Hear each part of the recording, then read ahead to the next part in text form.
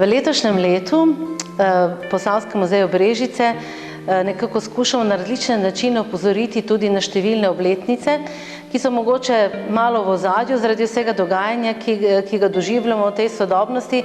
A v bistvu so te obletnice tiste, ki nas morajo spomniti na res hude čase. Na čase, ko se je tukaj začela druga svetovna vojna v naših krajih, ko je bilo naše prebivalstvo res pred velikimi izzivi in številni od njih seveda so tudi bili preseljeni, izseljeni, izgnani predvsem, nekateri v delovna taborišča, kar veliko pa naših prebivalcev oziroma prednikov tudi koncentracijska taborišča. Zato sem v bistvu zelo vesela oziroma mi je v čast, da gostimo v tem letu tudi razstavo, ki so jo pripravili v Sinagogi Maribor, njihov direktor oziroma direktor sinagoge Boris Hajdinjak, ki se res posveča temi, se pravi ne samo usodi Židov, to, kar je ta sinagoga tudi ustanovljena, ampak seveda usodi celotnega našega ozemlja v izjemno težkih časih. In ta razstava, ki ima naslov zelo poveden, Tu se je smrt utrudila do smrti, govori o slovenskih žrtvah Auschwitza in zraven seveda so tudi žrtve iz našega območja.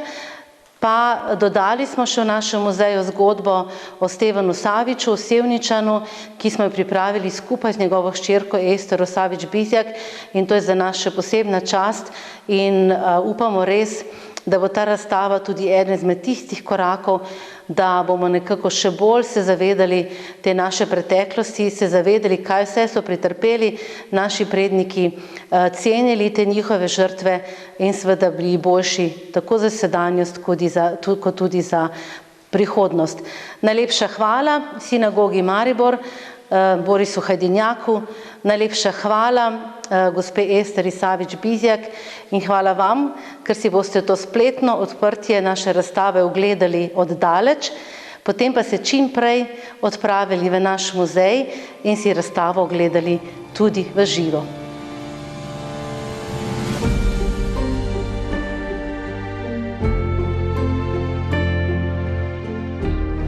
Ponosna sem na to razstavo. Zahvaljujem se vsem, ki so, predvsem gospodu Hajdinjaku, ki je pripravil in pa seveda Posavskemu muzeju Brežice. In prav, da so takšne razstave v spomin in v opomin, da se kaj takšnega več ne dogaja. Jaz sem pravzaprav zelo malo vedela o teh stvarih, ker mi je oče ni mi o tem pripovedoval. Hotel je, da ne bi vedela, kakšne grozote so se dogajale vsem njemu in pa celi družini. Vedel mi je pa povedati, da je okoli 40 najbližjih sorodnikov bilo umorjenih. Prav je, da so te razstave tudi zato, da vidimo, da je naš svet, da smo v svetu drugačni. Smo drugačni po verah, po usmerjanju, po življenju in da to spoštujemo. Da spoštujemo človeka, ne glede na to, kakšen je, od kod je, kako je usmerjen, ker iz tega se potem lahko zgodijo tragedije, samo osebne ali pa tako velike, takšen genocid, kot se je zgodil v drugi svetovni vojni.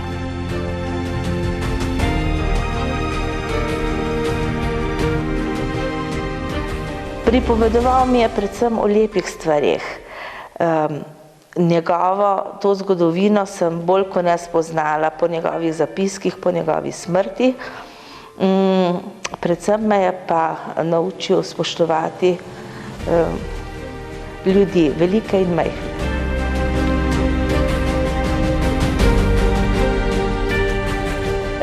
Ko si pogledam te slike stare mame in starega očeta, torej Pavle Zilberstein in pa Arturja Zilbersteina, se spomnim na anekdota, ki jo mi je oče pripovedoval, bil je na mamo zelo ponosen kot na lepotico. Takrat je bil srednješolec, mogoče celo osnovnošolec, in ko je prišel, takrat so živeli, bili so v Sisku, in prišel je na obisk kralj Peter, da je bil kralj Peter, in ko je spoznaval te veljake v Sisku, med njimi tudi njiju, ker je bil staroče solastnik tvornice Tanina v Sisku, je bila zraven tudi mama, in ker je bila kot lepotica, je rekel oče, jo je vprašal, če lahko jo prime pod roko, je rekel oče, in sta šla, eingehängt, to je bilo kot pod roko, po korzu, po Sisku, in oče je bil strašno ponosen na to.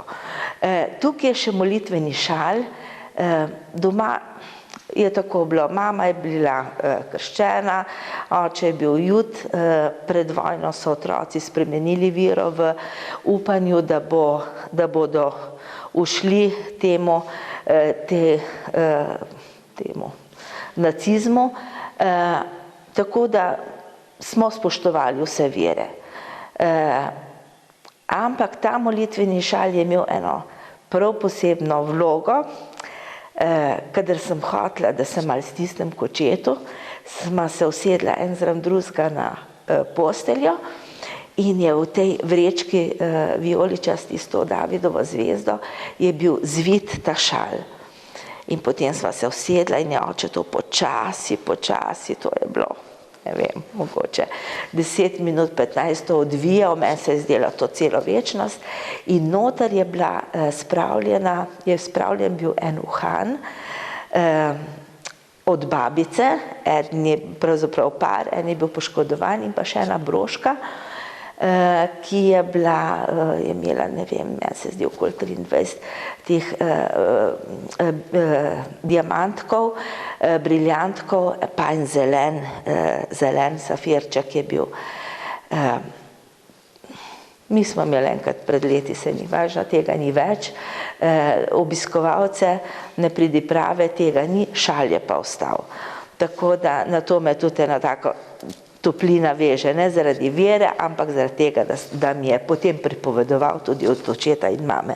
Drugo so pa dokumenti, kjer piše ravno o tem, kdaj so se otroci preimenovali iz Zilbersteina v Savič, stari starši so to šele kasneje prevzeli drugo ime, tudi vere, oče je pravoslavno, njegov brat recimo rimokatoliško, tudi starši, to mi je danes gospod Hrdinjak povedal, se je med vojno tudi star oče prešel v katoliško vero, ampak jim to nič ni pomagalo, ravno tako jih je dosegla